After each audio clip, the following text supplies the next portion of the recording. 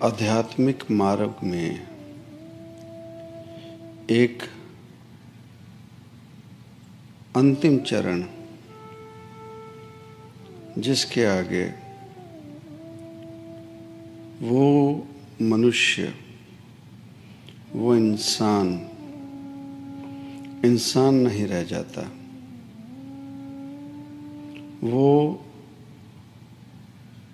वो ही हो जाता है, उसी का हिस्सा हो जाता है जिसने उसे इस धरती पे भेजा है। बहुत लंबा सफ़र नहीं है अगर बात समझ आ जाए, पर नासमझी में ये जो सफ़र है इंसान खींचते खींचते से इतना लंबा कर देता है कि ये कई जन्मों की बात बन जाती है। कई जन्म पाए कीट पतंगा, कई जन्मों की वो जो मिलन, वो जो संपूर्णता, वो जो मूल है, रब के घर से आए और इस काल की नगरी में, इस माया में लुप्त हो गए और उस रब से दूरी हो गई। पर जीवन है, समझ नहीं आई, समझाने वाला कोई नहीं मिला, और जब कोई समझाने वाला मिला तो ये मन जिसे तो कहा गया, समझाया गया कि मन तू ज्योत स्वरूप है, अपना मूल पहचान। और उस मन की अवस्था क्या हो गई, जन्म जन्म की इस मन को मल लागी, काला होया शा। वो जो ज्योत स्वरूप था वो जन्मों की कारक लेके चलने लगा, जन्मों की कारक लेके चलने लगा। और उस मन को कैसे समझाया जाए जो समझना नहीं चाहता कि वो कौन है, ज्योत स्वरूप। पर कब से चला और मैल पढ़ते पढ़ते पढ़ते पढ़ते बहुत ज़्यादा काला हो गया, मैला हो गया। अब मैला भी ऐसा है जिसे सफा करने के लिए हिम्मत नहीं होती। जैसे एक घर में कोई जीव रहता है, परिवार रहता है, और अगर उस घर में रहने वाले रोज़ाना साफ सफाई करते रहें तो उस घर में गंदगी नहीं आती, वो घर मैला नहीं होता। पर अगर उस घर के सारे ही जीव उस घर का ख्याल ना करें, रोज़ाना धूल मिट्टी गंदगी उस घर में पड़ती रहे,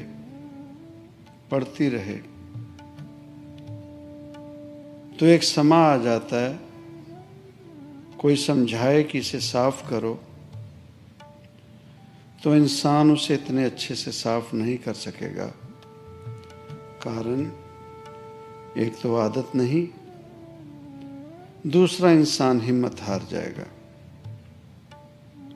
कि अरे इतनी मैल, इतनी गंदगी, इतना गंद कौन उठाएगा, कैसे सफा करेंगे। जैसे दिवाली का त्योहार, साल में एक बार घर की सफाई, और उसी दौरान घर में कलेश भी बहुत होता है, आदत नहीं सफाई की।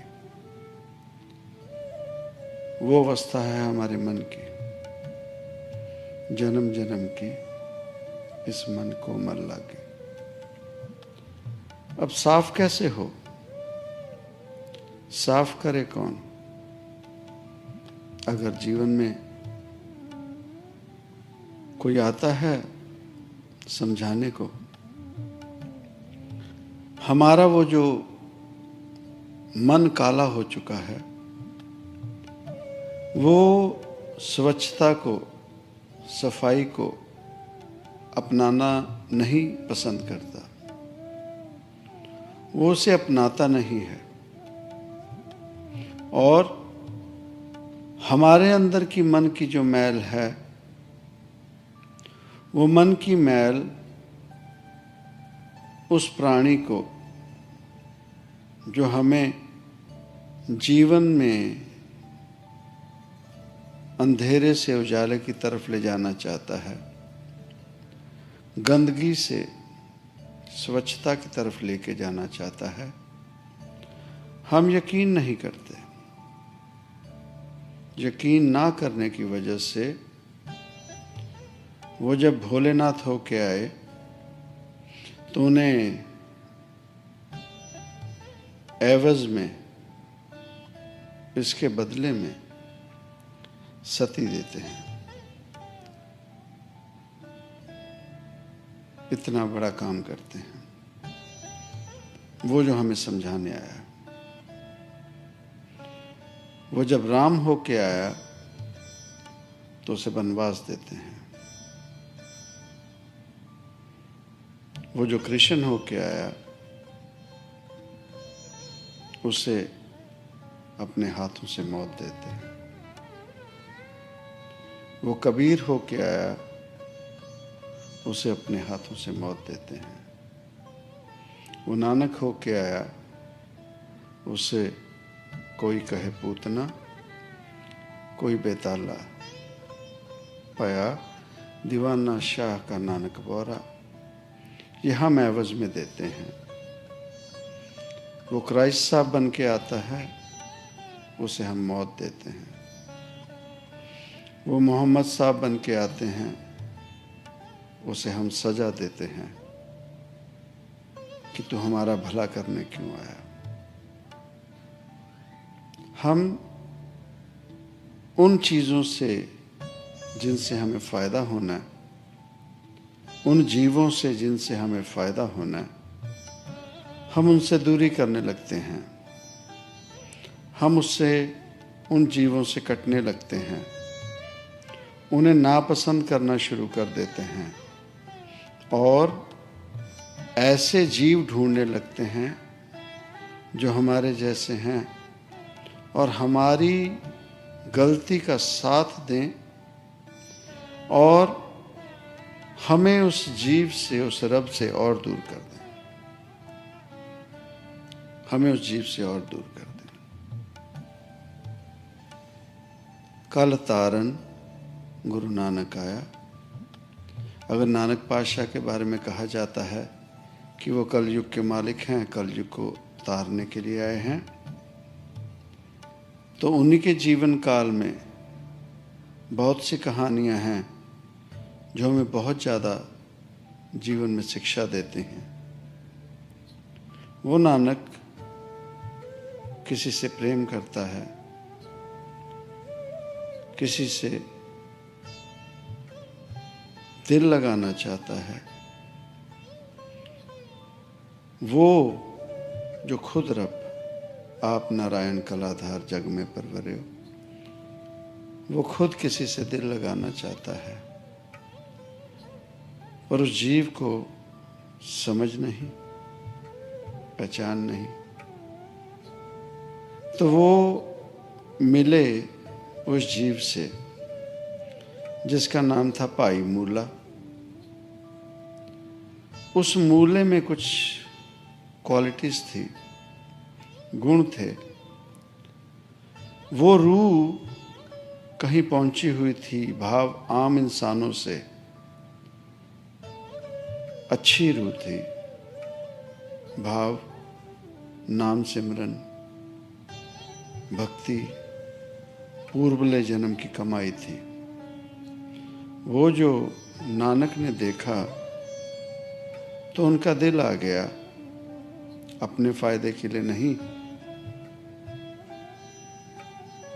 इन महापुरुषों की कोशिश होती है कि जो कोई आत्मा पूर्वले जन्मों से अच्छे कर्म करके आई हैं, तो उनकी मदद करके उन्हें उनका रास्ता और आसान कर दें उस रब तक पहुंचने के लिए।